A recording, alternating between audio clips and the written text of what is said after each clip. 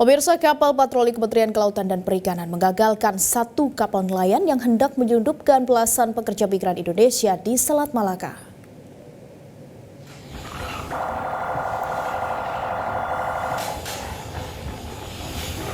Dalam video penangkapan, petugas sempat memberikan tembakan peringatan berulang kali terhadap kapal yang mencoba kabur.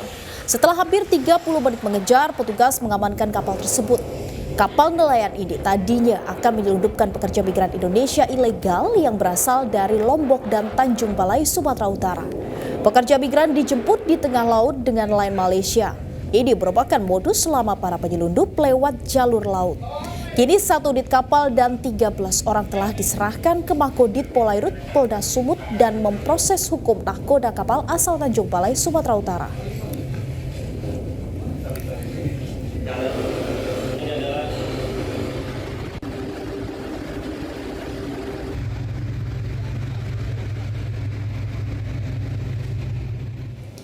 Jelajahi cara baru mendapatkan informasi. Download Metro TV Extend sekarang.